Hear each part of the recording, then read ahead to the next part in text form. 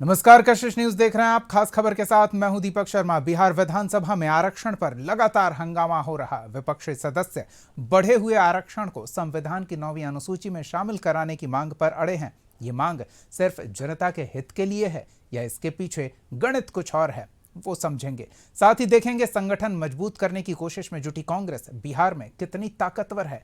तो अगले आधे घंटे बने रहिए हमारे साथ। और सबसे पहले खबर कशिश न्यूज के खबर के असर की। दरअसल आमतौर पर पटना के कई स्कूल ऐसे थे जो बच्चों को घर से। कशिश न्यूज की खबर का असर हुआ है। बिहार सरकार ने एक बड़ा फैसला लिया है कि अब जो फिर ई रिक्शा में नहीं ढोए जाएंगे। दरअसल आमतौर पर पटना के कई स्कूल ऐसे थे जो बच्चों को घर से लाने के लिए और फिर वापस स्कूल से घर पहुंचाने के लिए ई रिक्शा और ऑटो का इस्तेमाल करते थे, लेकिन अब गवर्नमेंट ने यह फैसला लिया है कि ई रिक्शा और ऑटो का इस्तेमाल नहीं होगा, क्योंकि इससे काफ़ी परेशानी होती है और बच्चों की जान को जोखिम भी होगा। फिर ई रिक्शा में नहीं ढोए जाएंगे।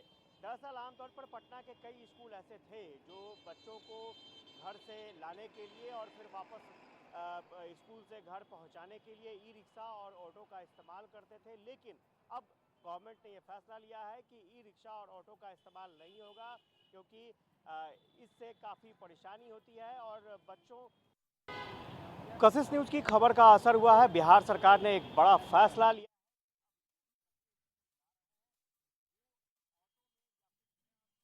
कि किस तरह से कशिश न्यूज ने विद्यालय जाने वाले बच्चे जो खतरनाक स्थिति में ऑटो पर, ई रिक्शा पर लाद लाद कर स्कूल पहुंचाए जाते हैं, उनको लेकर 17 फरवरी को हमने प्रशासन को सचेत किया था, सावधान किया था।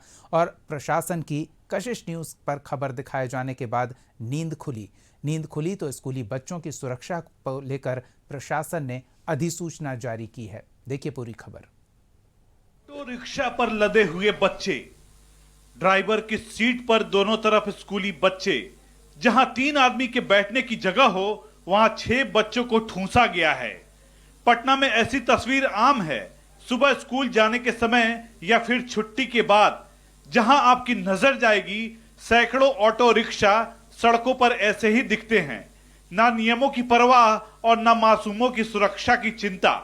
मतलब सिर्फ पैसा कमाने से है।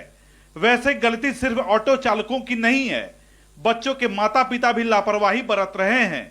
राजधानी में कई बड़े और नामी स्कूल हैं। हर कोई अपने बच्चों को वहीं पढ़ाना चाहता है, लेकिन कई स्कूल छोटे बच्चों के लिए ट्रांसपोर्ट सुविधा उपलब्ध नहीं कराते तो कुछ ज्यादा फीस वसूलते हैं, जिसकी वजह से लोग प्राइवेट गाड़ियों से बच्चों को स्कूल भेजते हैं।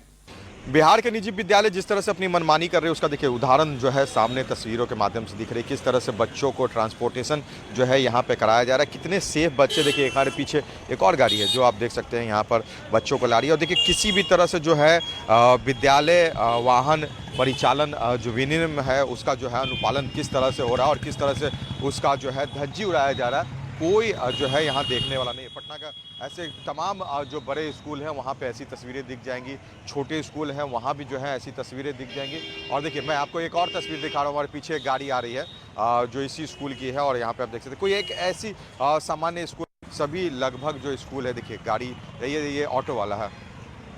स्कूली बच्चों को ले जाने वाली गाड़ियों के लिए सरकार की तरफ से गाइडलाइन जारी की गई है। 24 सितंबर 2020 को जारी बिहार सरकार के गजट के मुताबिक मानक तय किए गए हैं। इसके मुताबिक स्कूली बच्चों को ले जाने वाली गाड़ियों की बॉडी सुनहरे पीले रंग की होनी चाहिए। गाड़ी के ऊपर स्पष्ट रूप से स्कूल लिखा होना चाहिए। वाहनों में फर्स्ट एड बॉक्स होना चाहिए। अग्निशमन यंत्र मौजूद होना चाहिए। ट्रैकिंग डिवाइस और पैनिक बटन अनिवार्य है। स्कूल बैग रखने के लिए उचित व्यवस्था हो। गाड़ी की खिड़कियों में ग्रिल लगा होना चाहिए और अंदर सीसीटीवी कैमरा लगा होना चाहिए। साफ है कि नियम काफी सख्त हैं, लेकिन इसका पालन नहीं हो रहा है। स्कूल संचालकों को मतलब सिर्फ पैसा कमाने से है। 2 स्कूल्स की लगभग 25 गाड़ियां हमने आज जब्त की हैं, जिसके अंदर जो बच्चे थे वो ओवरलोडेड थे। अगर 5 की कैपेसिटी है तो उसके अंदर 11, 12, 15 बच्चे वो लोग चला रहे थे।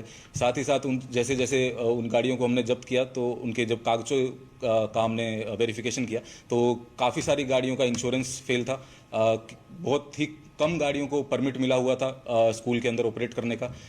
जो ट्रांसपोर्ट डिपार्टमेंट की तरफ से अधिसूचना जारी की गई है उसके अंदर ये भी है कि जो बसेस चलेंगी उसका स्कूल के साथ में उनका एक बॉन्ड होगा। वो किसी के पास भी बॉन्ड पेपर नहीं था।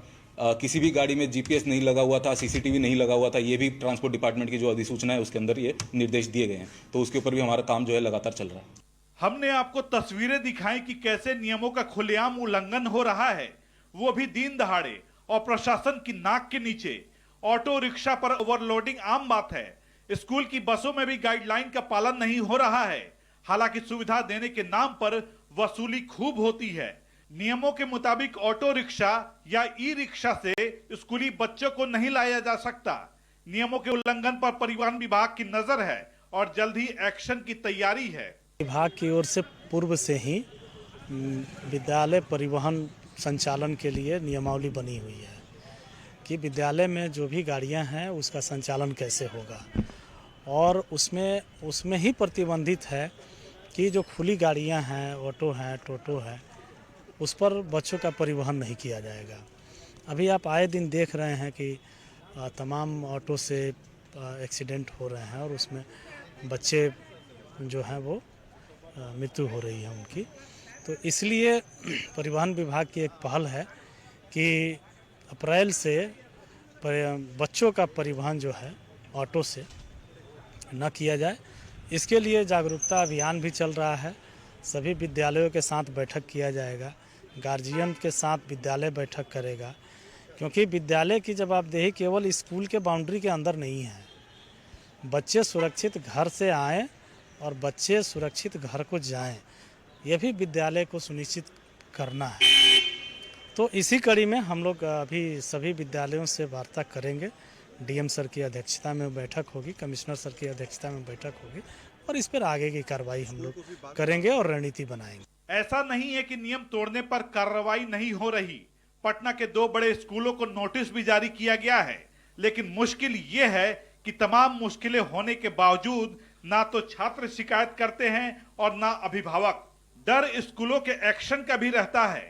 3 व्हीलर्स के ऊपर एकदम 100% कंप्लीट बैन है, वो हमारे हाथ में भी नहीं है, वो बिहार सरकार का नोटिफिकेशन है। उसके अंदर ये लिखा हुआ है कि जो स्कूल का जो परिचालन है स्कूली बच्चों का, वो 3 व्हीलर में नहीं होगा। उसके अंदर 4 व्हीलर के अंदर अलाउड है, बट उसके अंदर भी काफ़ी सारी कंडीशंस हैं कि वो 4 व्हीलर्स, पहली बात तो कमर्शियल टैक्स उनको भरा होना चाहिए। दूसरा, वो जो वाहन है वो येलो कलर के होने चाहिए, उनके अंदर ग्रिल लगी होनी चाहिए ताकि बच्चे अपना हाथ या फिर सिर बाहर नहीं निकाल पाएँ।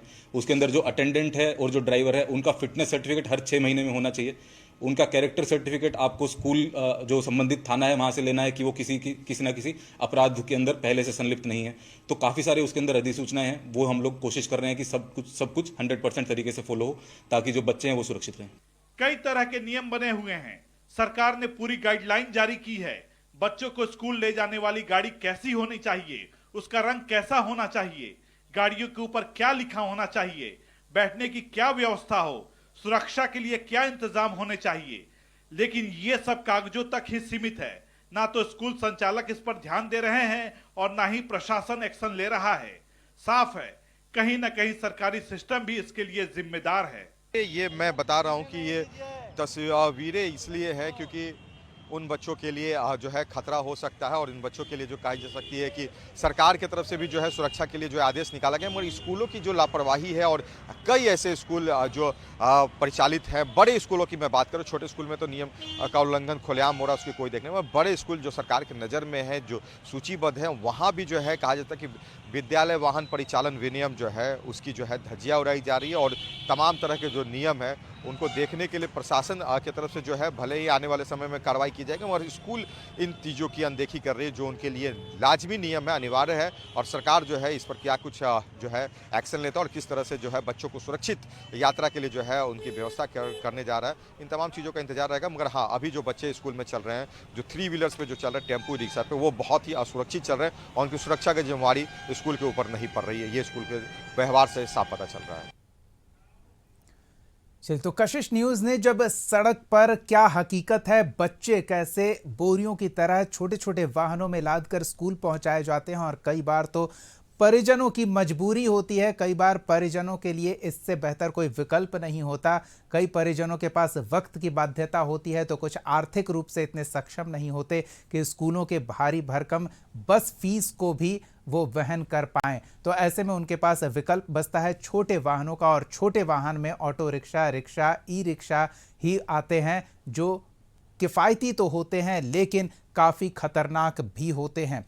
कशिश न्यूज़ ने इस मुद्दे को उठाया, अधिकारियों तक इस बात को पहुंचाई, और उसके बाद अधिकारियों ने संज्ञान लिया, एक बैठक की, और बैठक करके ये निर्णय लिया कि बच्चों के लिए स्कूल तक आने और स्कूल से घर जाने का सफ़र ही रहे, सुखद सफ़र रहे, सुहाना सफ़र रहे, खतरनाक सफ़र ना हो, और ऐसा सफ़र ना हो कि बच्चे इसमें सफ़र कर जाएं। तो इसके लिए सुनिश्चित किया गया कि ऐसे छोटे वाहन, ई रिक्शा हो या ऑटो रिक्शा हो, उससे बच्चों के स्कूल आने जाने पर प्रतिबंध लगाने का फैसला लेकर इसे 1 तारीख से प्रभावी किया जाए। लेकिन अब प्रशासन के इस फैसले का क्या प्रभाव अभिभावकों पर पड़ेगा, अभिभावक क्या सोचते हैं, अपने बच्चों की सुरक्षा को लेकर कितने संजीदा हैं और अपनी मजबूरी को लेकर क्या बयां कर रहे हैं, सब सुनिए। पहले ई रिक्शा और ये जो ऑटो चलती है उसमें भर भर के लोग ओवरलोडिंग कर लाते हैं, आए दिन एक्सीडेंट की घटनाएं होती रहती हैं। इसके लिए बहुत ही सरकार की बहुत अच्छा फैसला है ये। सर ये तो बहुत अच्छा निर्णय है सरकार का, क्योंकि ई रिक्शा बहुत डेंजरस होता है, कुछ अनुभवी ड्राइवर उसमें होते नहीं हैं सर उसमें। और वही है कि ऑटो में थोड़ा सा ढील दिया जा सकता था उसमें, क्योंकि बहुत सारे ऑटो वाले हैं, उन लोग का भी रोजी रोजगार है अपना।